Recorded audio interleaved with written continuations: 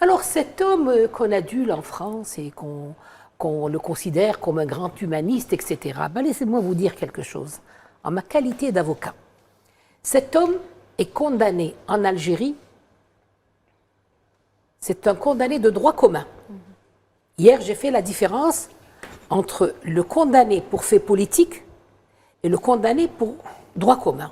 Donc sur le plan politique, personne ne lui reproche rien du tout. Il a toujours écrit des articles parfois très graves, mais le régime, entre parenthèses, ne l'a jamais inquiété. Il s'en est même pas soucié. Quelle dictature, entre guillemets. Voilà. Vous avez vu la dictature? C'est ça la dictature, oui. Alors pour cet homme qui parle des femmes algériennes battues, je ne sais plus quoi, bien, il a été condamné par le tribunal d'Oran pour avoir battu sa femme. En première instance, il a écopé d'1 année ferme. Et je vais vous dire comment il a frappé. D'ailleurs, sa femme, c'est une femme qui porte le foulard, très jolie femme, licenciée en lettres, comme il est lui aussi. Donc vous voyez qu'on est loin de la femme de 18 ans qu'on met à la maison. Alors, il a frappé avec quoi, s'il vous plaît? Avec une canne. Vous savez, ces cannes qui ont des petits points de métal dorés avec une tête d'animal, je ne sais pas, une poignée. Il a battu, mais il a battu d'une manière extraordinaire. Et il lui a arraché une touffe de cheveux. Jusqu'à présent, vous voyez donc ici, les cheveux sont parsemés, jusqu'à présent. Et il a essayé dans cet état. Il se précipite au commissariat pour leur dire « ma femme a voulu me tuer ». Juste après, c'est la femme qui vient dans un état malheureux. Évidemment, le commissariat l'a jeté dehors en lui disant « dépêche-toi ».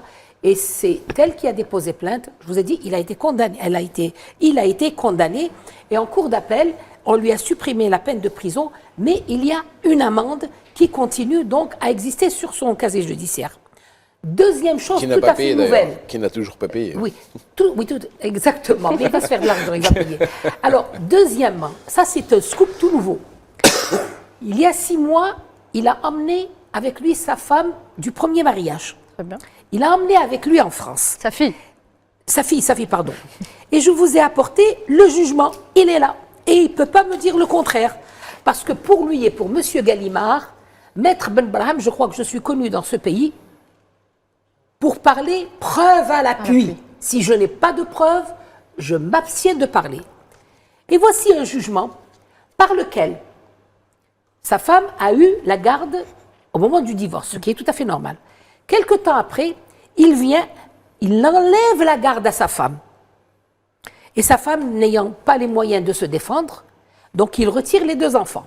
Il en a 2, un qui a actuellement 19 ans et une fille qui a 16 ans. Le garçon de 19 ans, il n'a jamais réclamé, bien que la garde soit entre ses mains. Il l'a emmené en France ces derniers temps. Et quand il l'a emmené en France, si vous croyez que ce Daoud est en train de vivre une vie de Français extraordinaire, eh bien, détrompez-vous, parce qu'il vit dans un minable studio d'1 pièce, où sa femme, s'il a un moyen pour me dire le contraire, qu'il se présente et qu'il le dise. Alors sa femme et l'enfant, son enfant du 2e mariage, dorment dans un coin, lui il dort dans un coin, et la petite, elle dort dans le 3e coin, et parfois elle dort dans le couloir. Et c'est la raison pour laquelle il a fait revenir en Algérie il n'y a pas très longtemps, ces jours-ci. Et qu'est-ce qu'il fait d'après vous? Il ouvre une procédure. Qu'est-ce qu'il demande? Dans un premier temps, il avait demandé à reprendre l'enfant. Eh bien maintenant, il demande à sa femme de reprendre l'enfant. Il vient se décharger de la garde de sa fille. Alors moi, je lui pose la question. Si tu as pris ta fille pour vivre dans un paradis qui s'appelle la France, explique-moi simplement pourquoi tu la renvoies dans un autre pays, qui est le mien, qui est le vôtre, n'est-ce pas, qui est le sien aussi, pour vivre en enfer.